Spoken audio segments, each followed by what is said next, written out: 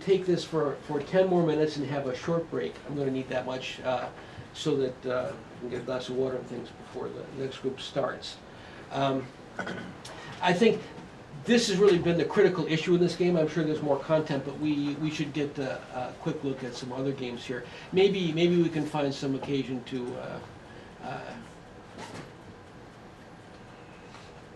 come back to these things later, but in any event.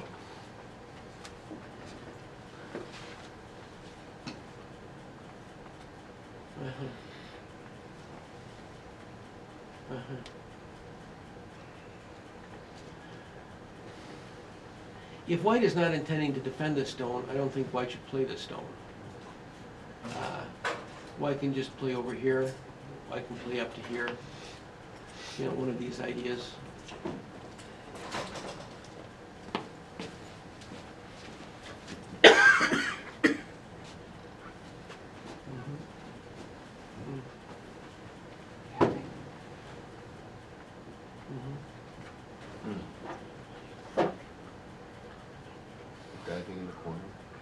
Yeah, I think white can reasonably just leave this area entirely, but this move is just no good. Think of the logic of this position. Okay, white played here, black answered. White did not defend this stone. White let black come in over here. This stone is not a value stone for white in terms of contributing anything positive to white's position. So for white, this is not a stone that white develops. You only develop stones that give you positive value. Stones that don't have particularly positive value, you want to use in some other way. They're not valuable enough to develop. They're not valuable enough to keep. You find a way to discard them. You trade them off, something like that. So here then, okay, fine. Now to here. This stone is outnumbered 4-1. What is going to happen good for white where he's outnumbered 4-1? What white wants to do here is, I believe at this point in time, white wants to leave. But the one thing that white cannot do is he cannot commit to this stone because one of his primary intentions is, when the time comes, to trade that stone off. You cannot add to a stone you're going to give up. You just increase the size of your loss. It's as simple as that. It's better not to play it, because once you play it, you commit to it. See, this is a part, you know, about completion. When you add to a stone, you commit to the stone. If you're not intending to commit to that stone, leave it alone. Don't add to it. So this is really quite important on white's part. There is nothing good for white here. This is not the area where things are going to happen favorably for white. Black has a superior of stones. At this point in time, black is going to get the better value here. Except that you didn't defend the stone yourself. You got your value moves elsewhere. So from white's perspective then, instead of playing here, if white wanted to be a little bit chippy, white could just try and build up this kind of scale. White could play here, see, reinforcing this stone and creating an attacking posture against the future black stones in this area. Something like that. Just keep on playing your own game. This is similar in some sense to the other game where you had each person playing their game in their own area of the board. Black's playing over here, white's playing over here. And again, the key thing, in this sort of large-scale strategic thing, in the area where your opponent is benefiting, that's just what you accept because of the large-scale strategic trade. You're getting your value moves, he's getting his value moves. If this stone is taken, it's not that big a thing. Let's even suppose that, you know, that this is what white is afraid of here. Okay, we have 1, 2, 3, 4, 5 black stones invested and 1 white stone. So there's a +4 black stones invested. But even after this move, there is still a certain amount of potential that this stone has. Certainly, there's no guarantee at this moment in time that if white runs away, the stone can be taken. So even with another stone added, it's still not gone.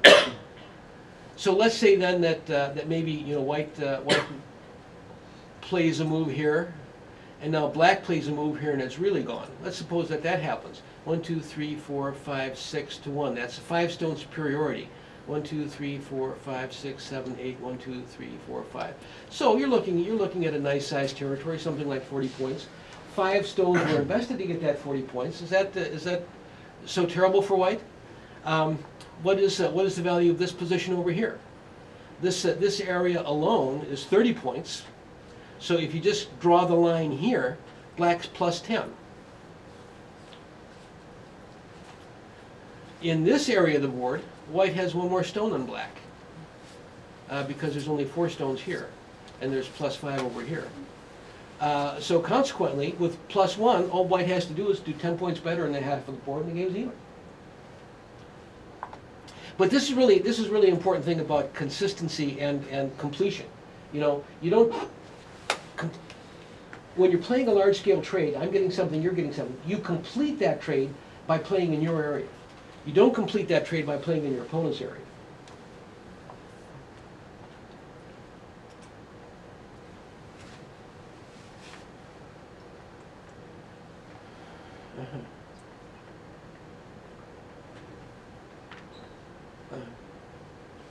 Okay. From my perspective here, I just would make this jump turn to start with. This is the engagement area. You know, these stones. I don't know, is white going to play here?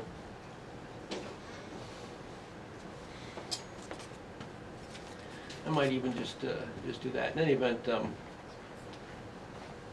this isn't so bad. Once these stones are stabilized, again, white is in the position of separating 2 strong sides so that the stones are automatically functionless. The main thing is you don't want to answer his moves in there.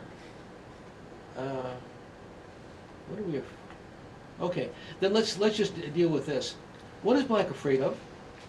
If black were to play here, for example, what's the bad thing that's going to happen? With this area, this area being reinforced, and black being strong here, he has nothing to be afraid of. I mean, any kind of attack like this. Oops. Black just lives underneath, takes all of that territory away, and what is the value of these stones? Since black is not particularly weak over here, he's not afraid of being attacked, and so far as that goes, black is rather looking to counterattack white by splitting along here at some time in the future. The use of strength is it makes it easier to come into other areas. This is the kind of move you can play if it's blank. But this is an area where black has some strength, so there's no reason to back off or be afraid. Oh, okay, good. All right. Technically, I think typically you do better to call this Atari. Your opponent is likely to connect, and now you can get both forces. That's a minor improvement. If he takes, then you get this follow-up force, and in this particular instance, you just take the stone off in a ladder, and black is quite content with this development. Now, because of squashing here, he retains the right to extend the stone out in the future. Okay, so we went a little bit long with the session. Let's just stop here.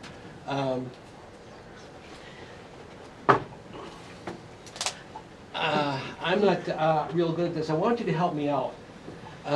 When we look at the next set of games, we absolutely have to start with Michael and Jason and Paul and Kevin to make absolutely sure that they get covered. And then also help me make sure that we move on from each game so that everybody has a chance to have their games looked at.